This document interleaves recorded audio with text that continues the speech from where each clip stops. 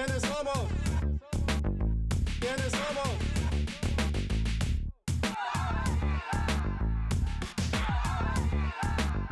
¿Quiénes somos? ¿Quiénes somos? ¿Quiénes somos?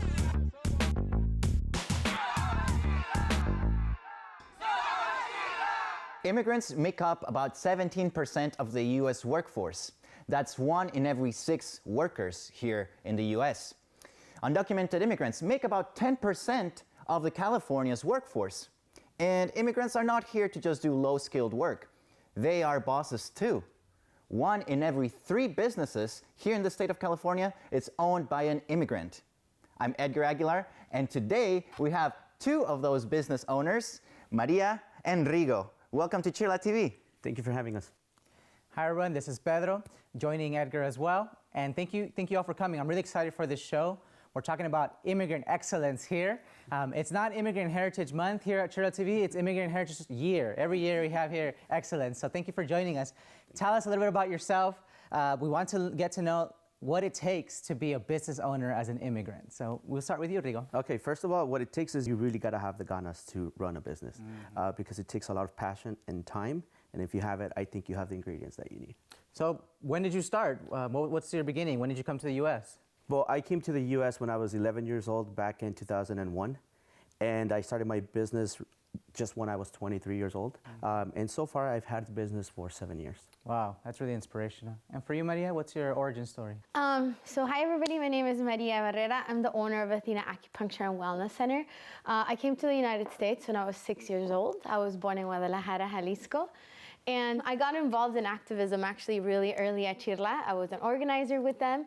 And doing that work, it really led me to the realization that we need a lot of self-care. And so that's really what inspired me going into acupuncture school and using that modality as a way of health and wellness. So you were involved with CHIRLA as an activist, and from there you moved into, okay, you know what, I want to have my own business. Were you an activist yourself as well, Rigo, or do you have any connection? Yes, I was. So I have been an activist. In fact, when I started my business, I was undocumented. Okay. And so ironically, I couldn't travel, and I was afraid to even travel within the U.S. Now, as a business owner, and not only owning a travel agency, Navega, I'm able to travel back to my country, Mexico. I'm able to travel within the U.S., but very soon I have a trip going to Argentina, which is already really far of the borders that I never even dreamed of. Thank you all for sharing that. I know we have this impression that a business owner needs to be someone that's coming from a well-off, well-to-do family, that they're highly educated and whatnot. And I see you laughing, Rigo, so what do you have to say about that? No, I have to totally disagree with. I know a lot of business people, a lot of them are my friends, and I have to say that some of them don't even have a college degree. They don't even have any background in business, but they want to go after something, accomplish it, and then make a life out of it, make a living from it. That's very powerful, and I think that also speaks to me as an immigrant myself, my parents being immigrants. My dad, he got into the garment industry, packaging boxes, and now he owns his own small business as well. So this immigrant spirit that you're talking about, it's true and it comes to heart. Hay que echarle ganas. Yeah. What about you, Maria? ¿Cómo es que empezaste tú tu negocio en acupuntura? Se escucha bastante interesante. Yo en verdad lo he escuchado, pero jamás lo he visto en persona. Yeah, I mean, acupuncture is really not that far off from, Latino America. It's a traditional medicine. I always say, and I know it gets a little bit like political, if Central America or Latino America had not been conquered, we would have these traditional ways. But in Asia, they were actually able to maintain all of it. So so in my business, you come into my business, you may have knee pain or back pain or digestive issues. I know in the Latino community, there's a lot of diabetes and cholesterol. So acupuncture is one of those ways that can help address it with not a lot of side effects. And really, how did I come across it? I was really, after being an activist for so long, I was really burnt out. I was looking for a modality of health that would help me come back to balance without a lot of side effects. And so I started trying it, and I love it. And today I am going to show you a little bit of it, and you're going to feel kind of like the peace and exhale that comes from it. But yeah, I'm also the first person in my family to even start a business. So it's been it's been difficult because there's so many things that come with it, from the logistics to the administration, and I'm actually the practitioner at the wellness center, so I'm literally running every aspect. So it becomes a little overwhelming, but just like in community organizing, I've seen that when community comes to help me, then it works. Like I've had my parents, my friends helping me hang things up, build the tables, help me with the desk. So I think it's been a beautiful experience, and I really agree with Rigo. To open your own business and have no kind of mentorship, really what's driving you is your passion and your ganas, that I have a goal and I'm gonna go for it and I'm not gonna derail from that goal. Exactamente. Well, todóloga, lo haces todo. Well, vamos a regresar en unos momentos para seguir hablando con Rigo y María. ¿Quiénes somos? ¿Quiénes somos? ¿Quiénes somos? ¿Quiénes somos? ¿Quiénes somos? ¿Quiénes somos? Welcome back, everyone. This is CHIRLA TV. We're joined by Rigo and Maria, Edgar as well. We're talking about immigrant excellence by starting your own small business. So what led you, Rigo, if you can share with the audience, what led you to actually start your small business? Okay, so back in 2013, I was undocumented, and finding a job was very difficult. And so one of the things that led me to open my own business is the fact that I knew that I was going to be self-employed. To start a business, I know it's very difficult. My business in particular, travel agency, which I was helping a lot of people take trips, but I couldn't travel. I also realized that I was going to have a lot of requirements that I didn't meet at the time. So what I would recommend to a lot of people, especially those who want to start a business, is you need to start from taking an initiative. The first thing I did was to go to the county clerk and register the name, the DBA. And one of the things that you realize is that once you go to the county clerk, there's a lot of people out there waiting outside the building to take you to the next step, which is apply for the IRS federal ID number. And then from there, there's always a lot of people always waiting for you, such as like the banks. So I think the process itself becomes easy once you start it. And so when I was 23 years old, I can honestly say that I didn't dream of having a business. It was a need of having a job. And then later turned out that a few years later, I was able to also give jobs to my community. And so now I'm not only self-employed, but I also have a few employees. That is quite inspirational. Yeah, you're very right. And Maria, you were mentioning earlier about your activism background and how you noticed that there was a need for self-care. Can you tell us about the model that you've been working on, how you're looking to integrate this type of alternative medicine into making sure that people are healthy, especially activists, people at CHIRLA, people in other nonprofits that are always out there doing the hard work? Yeah, I think I've always been kind of attracted to healing and wellness. As an organizer, yes, it was about, hey, come to the rally. But with working as an organizer, I was undocumented, and I was working with the undocumented community. You always felt that heaviness, right? Like, because you're constantly, are they going to pull me over? Va a venir la migra? Like it's a real shadow that follows you. So I think I've always been naturally inclined to helping people heal and feel at their best. Okay. And so once I left CHIRLA, like I said, I came across this model. I started my schooling. To be an acupuncturist, you have to have a master's program, a master's degree. I'm sorry, it's a professional degree.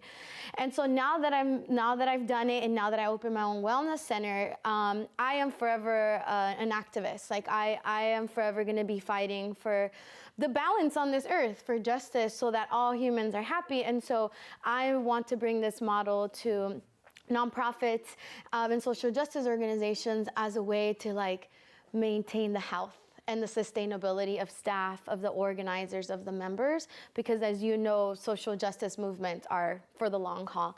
And so that's really the long-term vision of Athena Acupuncture and Wellness Center. We want to become integrated in the models of health for nonprofits and social justice organizations. While building this business from the ground up, Was there any sort of hiccups that you encounter? Were there any moments when you thought, you know what, I don't think I can do this, but what brought you back into doing it? So I'm kind of a baby. My business has been open for 2 months. So I hope Rigo can share some of his wisdom now. But to be honest, even in these first 2 months, the business is dependent, in my case, of like patients, right? You call them clients, I'll call them patients. And so a lot of people make their appointment and then, life happens and so they cancel. And so there's been a lot of, my newest epiphany as of yesterday was more around, hey, I can't be reactive. If people cancel, that's normal. I just have to stay steady. I have to keep marketing. I have to keep putting myself out there. And this is, a service that people want. And so I just have to be patient and hold steady to my vision. I feel like that's the wisdom I've already learned in the last 2 months. Of course. Well, Rigo, would you like to share something? You mentioned that, when you start your business, everybody's waiting for you, but I'm sure that it's not as easy as it may sound. There might be some hiccups that you encounter, some moments. Yes, I do remember I had a lot of times when we struggled. And in fact, we even considered the option of closing the business just because I opened the business during slow season, which is probably the worst time to open a business, right? And that's because I didn't know, right? It's the first time starting the business. You don't know a lot of things. Of course, you learned. However, one of the things that I did learn is the fact that if you provide the best service that you can, and don't even worry about the competitors at the very beginning. Just think about doing the best you can, provide the best services or the best products. And I think that automatically starts to attract customers, either through recommendations or sometimes even family, right? And now there's so many platforms that you can use, right? You have all the social media pages such as Facebook, Instagram. I mean, you have Google Maps. I think as business people, there is a large community that needs your services. You just have to find a way to get to them, and not just get to them, provide them the best services so that they can also keep coming back. Thank you. And we're going to go ahead and continue this experience of you getting knowledge around how to start your small business after these commercials. ¿Quiénes somos? ¿Quiénes somos? ¿Quiénes somos? ¿Quiénes somos? ¿Quiénes somos? ¿Quiénes somos? Welcome back to CHIRLA TV. We're right here with Rigo and Maria talking about small business to big business and what the big picture is. Maria, Rigo talked to us about the different aspects of his business, from the travel agency, the transportation. What about you? I know acupuncture is a big part of it, but what can we expect when we go visit your business? Yeah, so it's acupuncture. And I think one of the things that's really popular, both mainstream, America, Michael Phelps, the Olympic swimmer, you saw those big cupping marks, those pupper marks. Right. So I do cupping, and that's actually really popular in the Latino community. Ventosas is what we call them.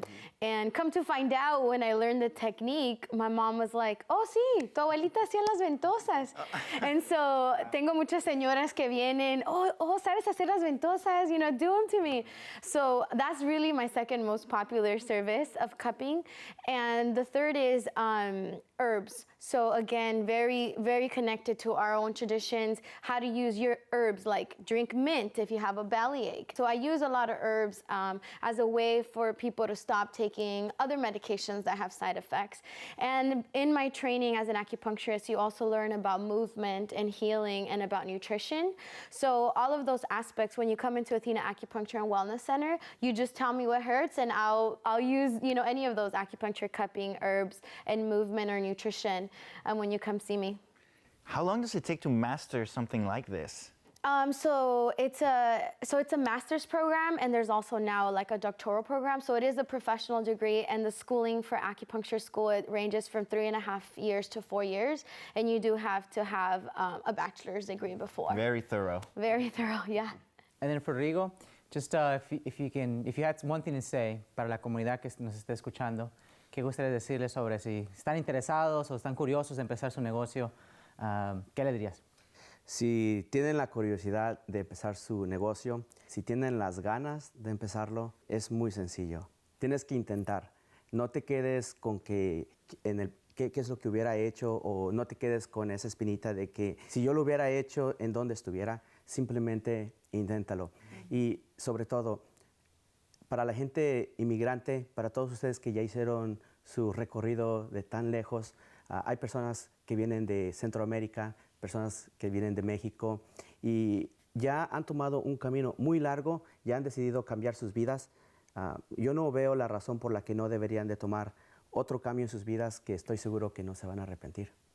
Ya lo dice bien el maestro Yoda. Do or do not. There is no try, right? So you got to do it. You got to do it. What about you, Maria? Any advice? I know you were an organizer with the California Dreamers Network at CHIRLA. Do you have any advice for the young leaders that are coming up? Yeah, I think in general, in any of any job where you provide a service to somebody else, mental health, counseling, organizing, activism, there's always an exchange that you do, and a lot of times we take on people's pain or we ourselves are feeling pain. So I feel like there's always, it's just so important to have some kind of, whether you go get a massage, whether you go to the chiropractor, whether you go for a run, whether, you need to have something that helps replenish you.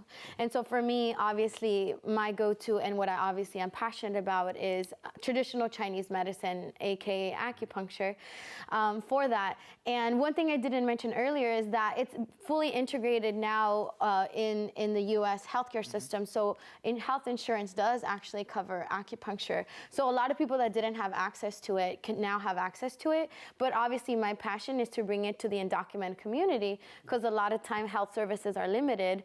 And this is an option that they can have at a lower cost. So in just general advice is échale ganas, like ask for help. And don't doubt yourself.